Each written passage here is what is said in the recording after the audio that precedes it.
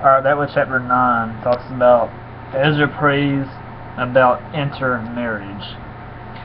After these things had been done, the officials approached me and said, the people of Israel and the priests and Levites have not separated themselves from the people of the lands with their abominations or with their sins. From the Canaanites, the Hittites, the Perizzites, the Jebusites, the Ammonites, the Moabites, the Egyptians, and the Amorites. For they have taken some of their daughters to be wives for themselves and for their sons, so that the holy race has mixed itself with the people of the land.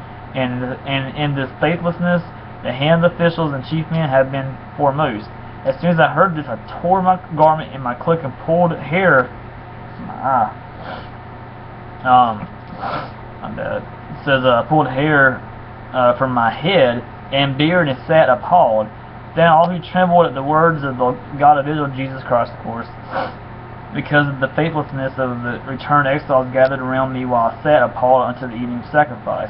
And at the evening sacrifice I rose from my fasting with my garment and my cloak torn, and fell upon my knees and spread out my hands to the Lord my God, saying, O my God, I am ashamed and blush to lift my face to you, my God, for our iniquities have risen higher than our heads, and our guilt has mounted up to the heavens.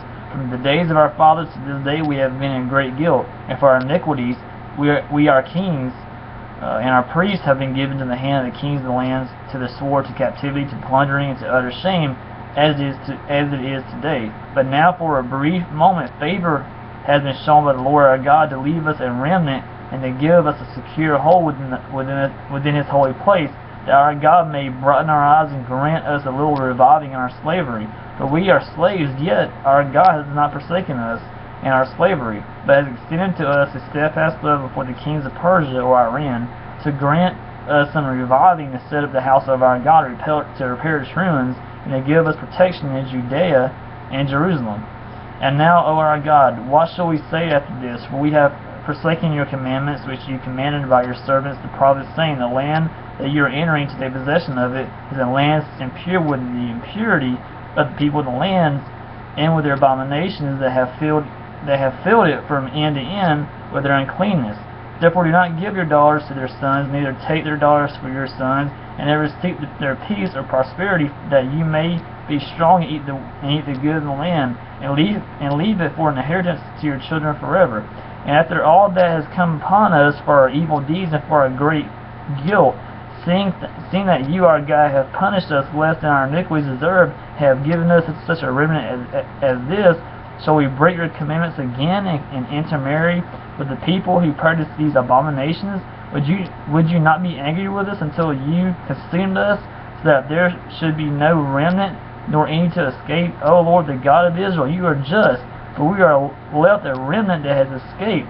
As it is today, behold, we are before you in our guilt, for none can stand before you because of this. So basically, Israel, now this is crazy. God brings Israel back to their nation because Israel repented and got right with God. So God, sent the Persians to destroy Babylon so that the Jews could be set free and come back to Israel. So Israel comes back to their nation, and they're doing good. They're building the second temple. They're getting right with God. They're doing right. All of a sudden, what does Israel do? They fall back into sin again. And here they end up intermarrying with people of other religions. And basically satanic people, to be honest with you.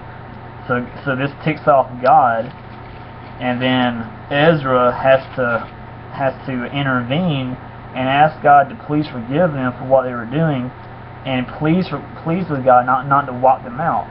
And of course later on, chapter 10, you'll see that Israel does confess their sin. If they're sorry for what they did, they ask God to forgive them, and He does.